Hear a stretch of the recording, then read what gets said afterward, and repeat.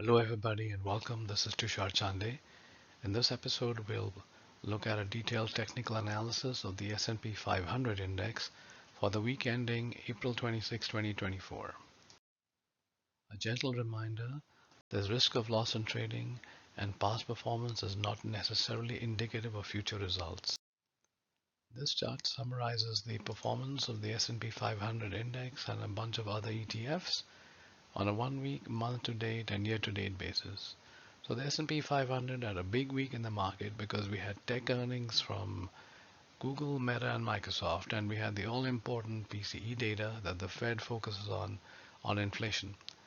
Observe that the SOX index, which is semiconductors, had a very strong week because the tech giants indicated that they'd be spending more on Nvidia and AI related expenses. This slide is from an earlier video on April 10th, where we said that in the daily data we expected a market pullback to about the midpoint of the Fibonacci retracement region. This chart has the S&P 500 retracing to almost exactly the midpoint of the Fibonacci region.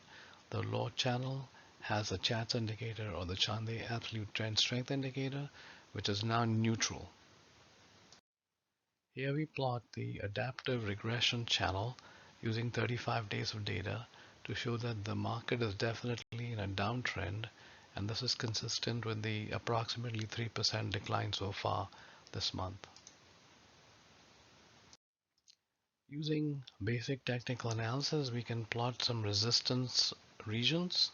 The first one is right below the low of the big reversal bar around 5150. And then of course we have the strong overhead resistance near the all-time highs. Here we plot the Fibonacci retracement tool using the highs at the top of the range and the low of this week, and the 62% retracement area is approximately at 5145, so the resistance we have drawn at 5150 makes sense. On this slide, we are applying the TC Blast indicator, which is a buy low with adaptive stop concept. The market was weak, then we have strength. We have 4 closes above the trigger line, this is the trailing stop, and so the blast concept gives us an entry in this general area. Here we are applying the FAMA indicator, which is the fully automatic moving average. We have the 1 sigma 800-day average true range bands around an adaptive exponential moving average. We would have to have price action in this area above 5150 to give us a buy signal using this concept.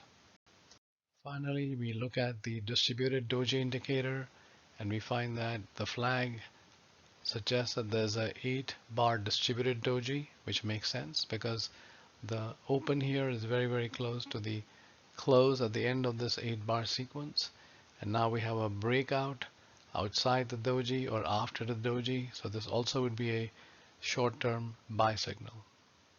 All the tools we have used are at TrendSpider.com. Thank you for listening, and I hope that you will like and subscribe.